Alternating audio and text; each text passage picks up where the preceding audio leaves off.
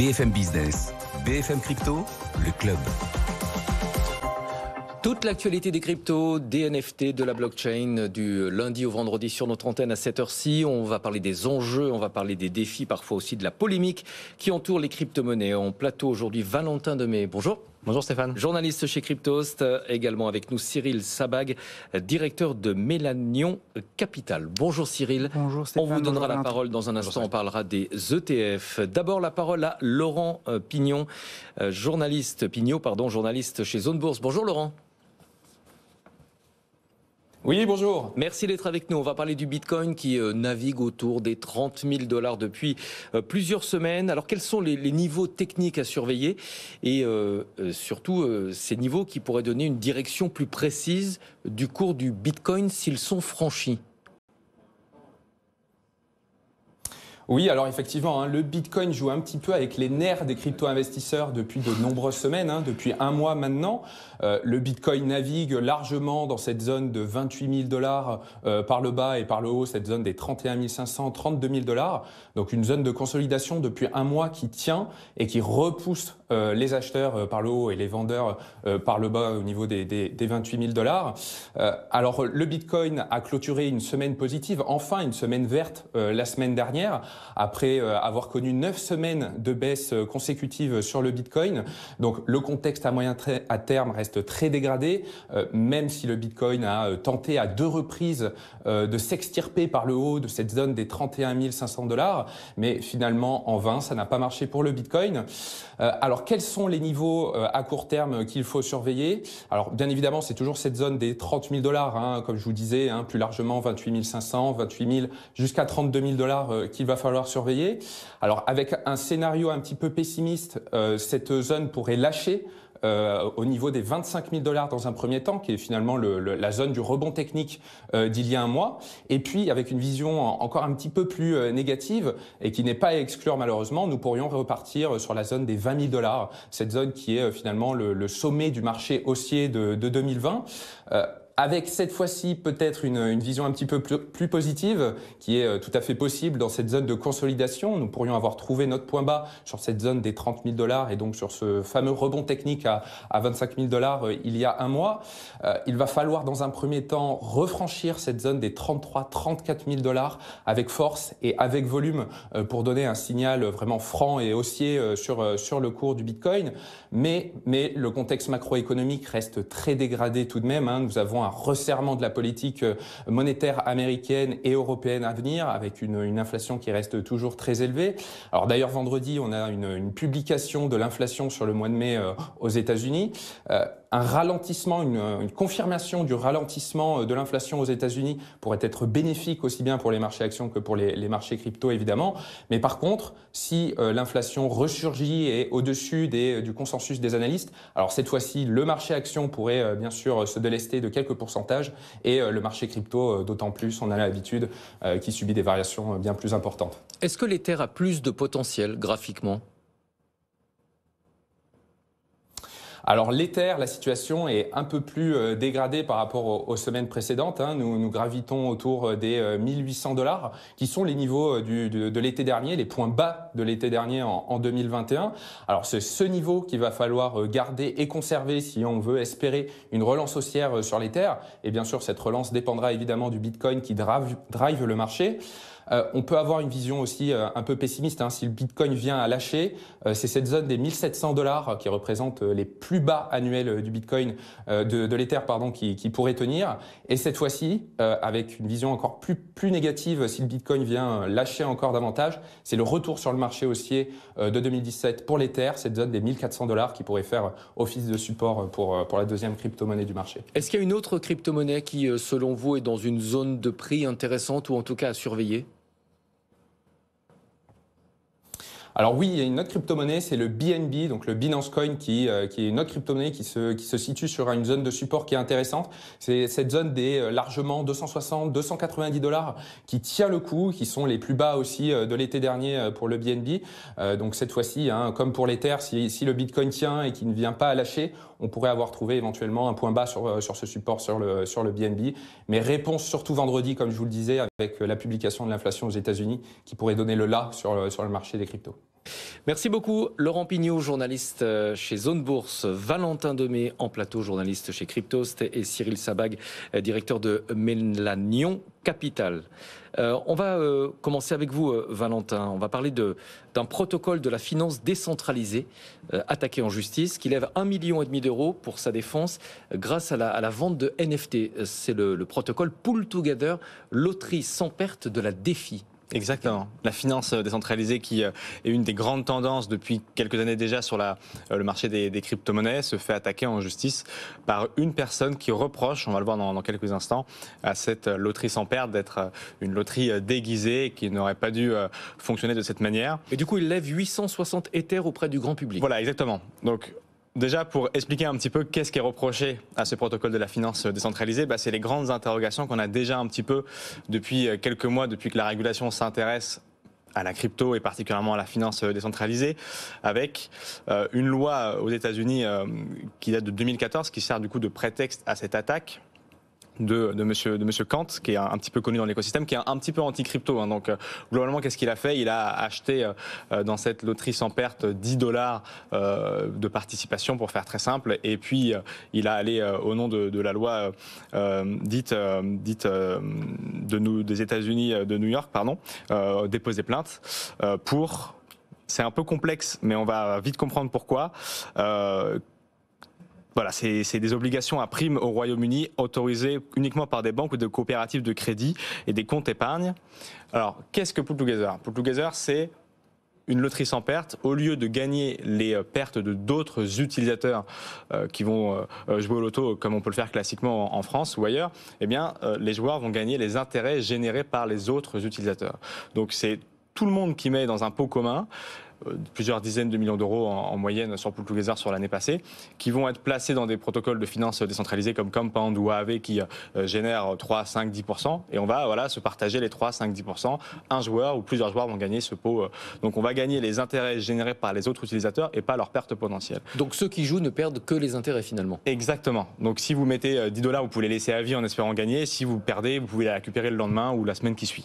Donc c'est ça en fait effectivement qui est attaqué parce que d'après la loi, Pool Together n'est pas autorisé à gérer des comptes d'épargne liés à des prix. Mais là, c'est toute la régulation qui est complexe à mettre en place, puisqu'effectivement, Pool Together, c'est un protocole de la finance décentralisée. Donc, la régulation souhaiterait qu'il y ait quelqu'un de physique, mais par définition, c'est pas possible, puisque c'est du langage et du code informatique qui est régulé, décentralisé, dont tous les joueurs qui possèdent le token de Pool Together, à savoir Pool, peuvent décider des différentes directions du protocole. Donc c'est un petit peu compliqué de mettre une loi sur quelque chose de décentralisé, c'est toute la question. Et justement, pour essayer de répondre à cette attaque en justice, eh bien, le protocole a créé des NFT, 3 sortes de NFT qui valent 0,1 Ether pour le premier, 1 Ether et jusqu'à 75 Ethers. Ouais. Et ils ont levé du coup effectivement plus d'1 800 000 euros aujourd'hui pour payer les frais de justice et pouvoir répondre à cette accusation qui est très particulière et très importante puisque c'est la première pour l'écosystème de la finance décentralisée, la première du type.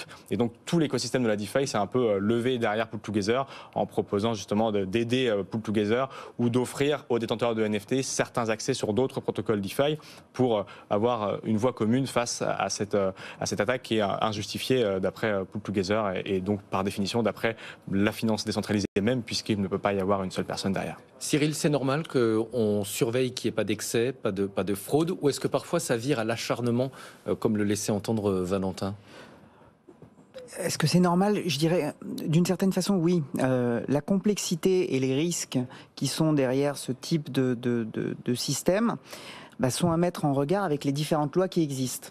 À partir du moment où une loi existe, et on en a parlé, qui régule la loterie, un système qui se rapprochera de la loterie, même s'il est sur la finance décentralisée, prend le risque d'être attaqué. D'où l'importance de faire ces vérifications en amont et de vérifier que tout est OK. Mais c'est extrêmement complexe. Et surtout, comme l'a dit Valentin, tout est régi par un code informatique, je veux dire. Et donc, du coup, mettre des lois sur ces sujets-là est extrêmement complexe. Oui, on essuie un peu les plâtres, on avance en territoire inconnu, évidemment. Oui, effectivement, parce que la majorité des réglementations qui sont en train d'être discutées sont particulièrement adaptées pour ce qu'on appelle des middlemen, ou en tout cas des intermédiaires de confiance qui n'existent pas dans la finance décentralisée. Et c'est toutes les discussions qu'aujourd'hui l'ADAN, notamment, qui est l'association française qui développe un petit peu, qui défend l'écosystème et qui essaie de le démocratiser. Numérique, ouais. Exactement. Qui essaye justement d'expliquer aux régulateurs. On ne peut pas demander la même chose aux acteurs centralisés qui sont PSAN notamment et aux acteurs de la finance décentralisée la même chose. On n'a pas les mêmes intermédiaires, on n'a pas les mêmes structures. Et là, en l'occurrence, effectivement, c'est un code informatique qui régit ça, qui est transparent et les gens peuvent effectivement s'assurer que les fonds sont bien déposés quelque part et que c'est pas une loterie bizarre où on redistribue à la manière d'un Ponzi que quelques pourcents de ce qui est amassé par une seule personne. L'ambiance est en train de changer dans l'univers des cryptos. Après des années de croissance vraiment insolente, on voit les entreprises maintenant de plus en plus qui lèvent le pied sur les embauches et même certaines qui annoncent des licenciements. Effectivement, c'est le fameux effet bear market où on voit les sociétés qui peut-être avaient vu trop grand, trop vite ou peut-être qui n'avaient pas de réelle capture de valeur crypto-monétaire commencer à s'essouffler, lever le pied sur les embauches ou comme l'échange des frères Winklevoss Gemini supprimer une partie des postes, 10% vont être supprimés par les frères Winklevoss avec l'échange Gemini. Et puis en fait de l'autre côté, ce qui est intéressant d'observer, c'est que les vraies entreprises qui avaient des vraies stratégies de capture de valeur comme Kraken ou Binance, elles, en tout cas, recrutent les talents qui sont en train de partir. Il y a eu un vrai mouvement ces derniers mois du fameux Web 2, des grands noms de chez Google, de chez Facebook, qui quittaient ces entreprises bien connues pour aller dans le monde du Web 3 ou de la crypto-monnaie, même dans des protocoles de finance décentralisés. On a AAV qui s'est aussi positionné comme un grand acteur qui capture de la valeur réelle et qui est aujourd'hui capable de dire aux talents des projets un peu farfelus qui commencent à s'essouffler et qui ne capturent plus de valeur, venez chez nous parce que nous on a encore de la trésorerie, nous on a un vrai modèle économique, nous on a une vraie capture de valeur économique dans la finance décentralisée et on peut vous proposer un vrai travail ici avec non pas une rémunération en token qui s'effondre de 99% avec la rémunération mais une vraie structure. Et effectivement, on en discutait ensemble, Cyril, c'est pour beaucoup des entreprises qui font le pont entre peut-être la finance traditionnelle ou les services de la finance traditionnelle ou des services de la finance plus courante avec celle de la crypto-monnaie et qui sont donc cette fameuse porosité entre ces mondes et qui ne sont pas dans l'affrontement. Donc c'est très intéressant de voir celles qui avaient vu trop vite, trop grand et qui n'avaient pas de capture de valeur et des tokens qui s'effondrent, et celles comme celle que j'ai citée, Kraken, même CoinHouse, qui lève d'ailleurs 40 millions, notre entreprise française d'échange, cette plateforme d'échange de crypto-monnaie qui lève 40 millions aujourd'hui, qui continue d'embaucher, alors que celles qui ont vu trop vite, trop loin avec une fausse valeur, capture de valeur peut-être, s'essouffle et commence à licencier. Question à tous les deux, mais est-ce que c'est à votre avis conjoncturel parce que la croissance mondiale est en train de ralentir ou est-ce que c'est une phase classique après une période d'euphorie au départ, exactement comme on avait eu au début d'Internet, c'est-à-dire croissance tous azimuts avec parfois des embauches à un rythme hallucinant et puis il y a forcément un moment où on se pose un peu et on voit ce qui est utile, ce qui a marché, ce qui n'a pas marché. En fait, il y a deux conjonctures effectivement qui sont totalement différentes. Il y a d'un côté ceux qui avaient embauché sur base d'un protocole qui n'avait pas de réel intérêt, c'est-à-dire que tant qu'il y avait des VC qui donnaient de l'argent ou des gens qui rentraient, ça fonctionne. Et puis au bout d'un moment, quand ça s'essouffle, on voit les vrais usages. Et ces vrais usages, ce sont les entreprises qu'on vient de citer qui continuent de capturer de la valeur crypto-monétaire. Sur ceux qui avaient vu trop loin, par définition, il y a moins d'entrées aujourd'hui, il y a moins de capitaux, il y a moins de personnes parce que les prix sont peut-être à la baisse, donc on voit moins de génération de frais et donc moins de capacité de financer les équipes. Mais en vérité, quand on dézoome un petit peu et qu'on regarde les vraies entreprises qui avaient, encore une fois, des vrais services et qui proposaient réellement quelque chose, elles sont en train d'embaucher les talents qui partent des autres protocoles qui avaient vu trop vite, trop loin. Et c'est très intéressant parce que c'est très palpable aujourd'hui. Et encore une fois, c'est des protocoles qui raflent les meilleurs ingénieurs parce qu'il y a encore 6 mois, ils coûtaient extrêmement cher. Et les protocoles avaient du mal à se les payer. Aujourd'hui, la loi du marché recalme un petit peu tout ça et les vrais protocoles les achètent. Cyril ? Je rejoins Valentin et je dirais que c'est un peu les deux. C'est-à-dire qu'effectivement, il y a cette bulle et donc il y a eu énormément d'embauches dans ces secteurs. À côté de ça, on a une conjoncture un peu compliquée. On a vu la finance décentralisée avec ce qui s'est passé sur Terra Luna a beaucoup souffert. Ça, c'est le premier point. À côté de ça, on a la conjoncture classique des marchés qui est un peu difficile. Les VC qui viennent un petit peu moins.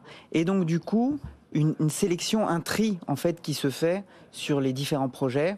Et ceux qui, entre guillemets, raflent la mise, en tout cas ceux vers lesquels les gens se tournent et qui continuent à recruter, ce sont ceux qui font le pont justement entre la finance décentralisée et la finance traditionnelle. Dans un instant, on va parler d'un ETF thématique action sur le Bitcoin. Mais d'abord, un mot qui illustre bien ce qu'on dit souvent sur la démocratisation des cryptos. Les utilisateurs américains de PayPal peuvent transférer des crypto-monnaies. Ça, c'est un vrai changement. C'est un vrai changement et ça incarne en fait effectivement tout ce qu'on dit sur ce plateau et particulièrement aujourd'hui avec les entreprises qui sont à la frontière entre les deux, qui font le pont ou en tout cas qui ont une vraie valeur ajoutée. Je pense que sur PayPal, on ne se pose plus la question et effectivement, ça fait des mois qu'on sait qu'ils s'accentuent de plus en plus et qu'ils s'intéressent à la crypto. Ils avaient, il y a quelques mois, presque un an maintenant, même 1 an et demi, annoncé qu'ils intégreraient les services des principales crypto-monnaies. Mais c'était équivalent à du papier, c'est-à-dire qu'on ne pouvait pas retirer les crypto-monnaies, c'était de l'achat sur la plateforme et on pouvait payer sur certains commerçants, mais on ne pouvait pas les échanger entre utilisateurs et on n'avait pas sa propre adresse pour recevoir ses propres fonds sur le portefeuille PayPal. C'est une première étape. Exactement, c'est chose désormais qui est rectifiée puisque chaque utilisateur a maintenant son adresse, peut recevoir, je peux envoyer à Cyril, je peux vous envoyer Stéphane et inversement vous pouvez me renvoyer sur mon adresse directement sur PayPal et je peux aussi la retirer sur ma clé privée, sur une ledger, si je veux m'assurer d'avoir bien ces crypto-monnaies. Donc, c'est pas du papier. On sait s'il y a des commissions ? On sait qu'il y a des commissions. Alors oui, il y a des commissions, je ne les ai pas effectivement en tête, mais bien évidemment, c'est un service que propose PayPal, donc ils prennent leurs commissions. Mais là où ce n'était pas possible, et c'était potentiellement du papier, on sait que c'est réel et que maintenant on a nos adresses pour ce portefeuille qui devient donc custodial et qui peut garder de la crypto-monnaie pour le compte des utilisateurs. Cyril, c'est une bonne chose ? Oui, c'est une bonne chose parce que ça amène, on va dire, de la transparisation, de la transparence, comme l'a dit Valentin. Avant, PayPal ne proposait qu'un échange et on ne voyait pas ce qui était derrière. Là, maintenant, on peut retracer toute la chaîne et on peut aller jusqu'au ledger, voilà, et donc jusqu'au wallet, ce qui est plutôt très positif. Mais vous l'avez dit souvent, Valentin, quand on ouvre de plus en plus le monde des cryptos au grand public, il y a toujours, c'est toujours à double tranchant. C'est-à-dire, on démocratise l'utilisation des crypto-monnaies, mais d'un autre côté, on amène aussi beaucoup de touristes, entre guillemets. On amène des gens de passage qui, effectivement, soit restent quelques jours, achètent une mauvaise crypto-monnaie en pensant être milliardaire en quelques heures. On en parlait hier, effectivement, sur la crédulité des utilisateurs qui pensent envoyer un Ether à Elon Musk et qui le renverra en x2, alors que forcément, ce n'est ni Elon Musk ni l'Ether ne sera renvoyé.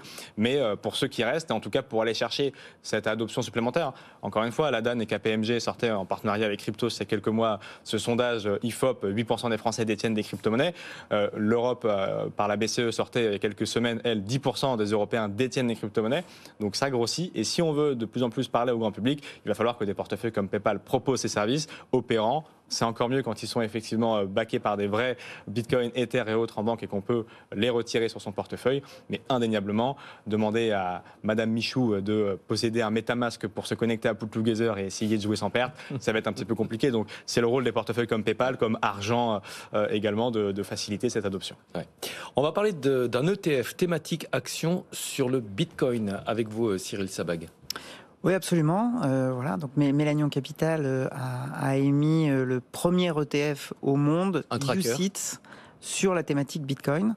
Alors, il est investi sur des actions de l'écosystème crypto. Donc, il n'y a ni crypto-monnaie, ni autre, enfin ni Bitcoin.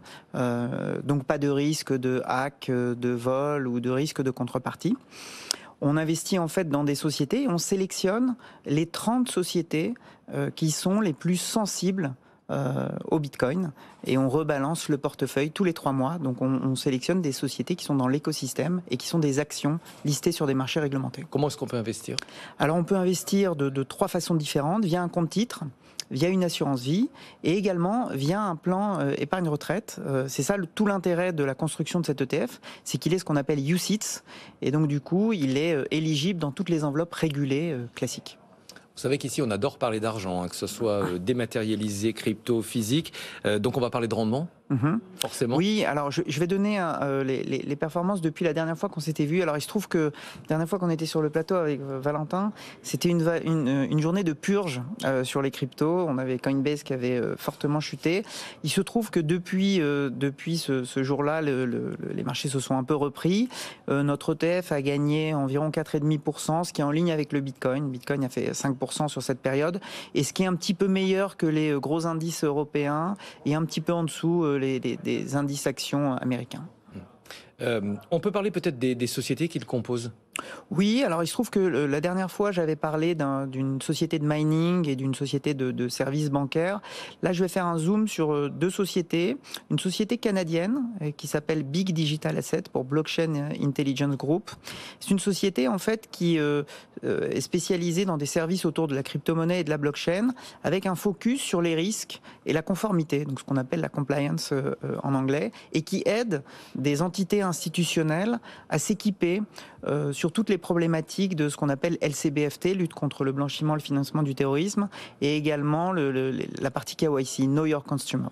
Donc ça, c'est la première société sur laquelle dont je peux parler. Je vais aussi parler d'une autre société. Alors c'est assez drôle, c'est une société qui s'appelle Overstock, qui est une société américaine. Le PDG est un bitcoiner convaincu depuis longtemps, et en 2017, cette société a décidé de proposer aux clients de pouvoir payer ou d'être remboursé en bitcoin. Ce qui fait que mécaniquement, la société a engrangé des bitcoins et a eu un cours de son action très fortement corrélé au bitcoin, avec presque 200% en 2017 et entre mi-2020 et fin 2021, presque 300%. Donc intéressant, c'est encore d'autres sociétés qui font partie du fameux écosystème dont j'ai parlé pour notre ETF. Valentin, une réaction, c'est une forme d'institutionnalisation quand on commence à créer des trackers sur des secteurs d'activité? Et ça peut être une bonne chose.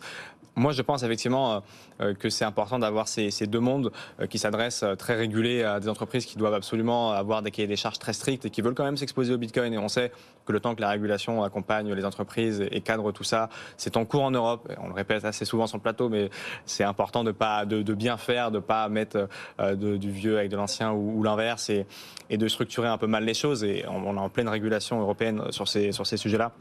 Et le trilogue est en cours, donc on est attentif. Mais en attendant, c'est important pour ces sociétés dites classiques de pouvoir s'exposer grâce notamment aux ETF que propose Cyril, tout en ayant la capacité pour les particuliers d'acheter du Bitcoin réellement sur des plateformes comme CoinHouse, Coinbase, Binance ou PayPal désormais.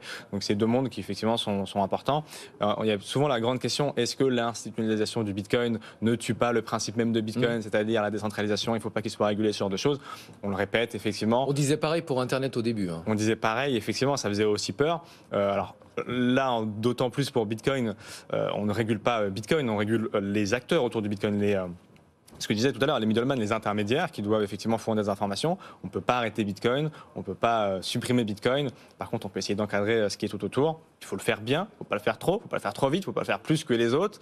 Mais quand ça c'est bien fait, effectivement, on aboutit à des choses très importantes, des ETF qui permettent à d'autres types de publics de s'exposer à cette classe d'actifs. Cyril nous disait qu'il n'y a pas de Bitcoin ni autre crypto-monnaie dans cet ETF. Pour éviter donc le risque de hack, de perte de clés, j'ai envie de rajouter de volatilité. Je fais une fixation dessus, mais c'est important aussi quand on propose un ETF qui n'est pas une volatilité trop importante. Alors là, je vais laisser effectivement Cyril répondre. On a une volatilité importante sur Bitcoin. En l'occurrence, là, Cyril, vous êtes sur des entreprises qui répercutent un minimum le cours du Bitcoin ou en tout cas l'activité sur ce monde crypto-monétaire. Donc, oui, a priori, ça devrait quand même bouger un petit peu. Non, la volatilité, elle est présente. Elle est présente parce qu'on a des actions qui sont dans cet écosystème crypto qui est un écosystème volatile. On a également le risque sur cet ETF, c'est ce qu'on appelle le SRRI 7, qui est un risque élevé. Voilà. Maintenant, tous les risques, comme j'en ai parlé, le hack de perte de clés qu'on peut avoir classiquement sur les cryptos, là pour le coup, il est complètement, il disparaît. Et l'autre point aussi sur cet ETF, et c'est un vrai avantage par rapport à un investissement en crypto classique, c'est qu'on peut le loger dans des enveloppes traditionnelles. Alors justement, ça m'intéresse. Est-ce qu'on peut loger votre ETF dans un PER? Là, c'est vraiment un choc des cultures. On a d'un côté le monde des cryptos et de l'autre côté, on parle quand même de plan d'épargne retraite. Vous avez tout à fait raison. Il se trouve que nous sommes aujourd'hui l'unique possibilité de s'exposer à la thématique Bitcoin dans un PER. Voilà. Donc la réponse est oui. Donc la réponse est oui, et via notre ETF, c'est faisable. Donc c'est assez intéressant. C'est effectivement, comme vous l'avez dit, un choc des cultures. Après, d'une certaine façon, comme on se dit que le Bitcoin est un investissement aussi sur le très long terme, est-ce que finalement, c'est pas logique de pouvoir le proposer? Après, il fallait techniquement et réglementairement pouvoir le faire. C'est ce que notre ETF permet. Ça amènera peut-être les plus jeunes à penser à leur retraite. On dit souvent qu'on y pense trop tard. Mais c'est vrai Tout à fait. Au niveau du côté américain, qui sont une retraite un peu différente de la nôtre, qui est par capitalisation, ça fait quelques semaines que beaucoup d'entreprises proposent à leurs salariés d'épargner en partie en Bitcoin. Donc c'est un choc des cultures, mais finalement c'est un peu le continuum de ce qu'on a toujours souhaité, c'est-à-dire intégrer au plus grand nombre, que ce soit aux gens qui n'ont pas d'accès bancaire ou qui sont en difficulté pour accéder à des prêts avec la finance décentralisée, d'accéder à ce genre de service et donc désormais d'épargner en Bitcoin. Et encore une fois, on ne parle pas du protocole Bitcoin, il n'est pas du tout menacé ou quoi, mais c'est une intégration supplémentaire dans un portefeuille différent et c'est très important d'aller de plus en plus vers le grand public. Il nous reste peu de temps. Hier, vous étiez en Italie, Cyril. Absolument. Pour y faire quoi? J'étais à Milan. Écoutez, on a eu la chance de coter notre ETF à la bourse italienne. Vous avez sonné la cloche. On a sonné la cloche, absolument. J'ai eu la chance de sonner la cloche. C'était assez simple. La bourse italienne nous a contactés. Voilà, il nous a dit aujourd'hui, on n'a pas de tracker sur le Bitcoin, de tracker direct. Il se trouve que le régulateur italien ne veut pas. Or, vous avez une alternative qui est fantastique, notre ETF. Est-ce que vous voudriez bien le lister chez nous? Donc voilà, donc on a fait le nécessaire. Donc c'était à leur hier, demande. Tout à fait. Enfin, on a longuement échangé et on a eu une très forte. Ils nous ont poussé en nous disant voilà, venez chez nous, venez lister notre ETF. Donc c'est ce qu'on a fait hier. Merci beaucoup pour votre analyse. Merci pour cet échange. Cyril Sabag, directeur de Mélanion Capital. Et merci à vous, Valentin Demey, on vous retrouve très souvent sur l'antenne, journaliste chez Cryptost. On marque une pause. Merci. Juste après, ce sera le club avec nos invités. Plein de sujets aujourd'hui. On va parler de la croissance qui a été sérieusement revue à la baisse par l'OCDE. On parlera aussi de la réunion de la BCE. C'est demain. On parlera du prix des matières premières. Juste un chiffre. Le prix du gaz en Europe va être multiplié par 5 cette année par rapport à l'an dernier, c'est la prévision du Cyclope. Qu'est-ce qu'on choisit en termes d'investissement dans ces conditions? Eh bien, la réponse, c'est juste après la pause. BFM Bourse, vos placements, nos conseils sur BFM Business.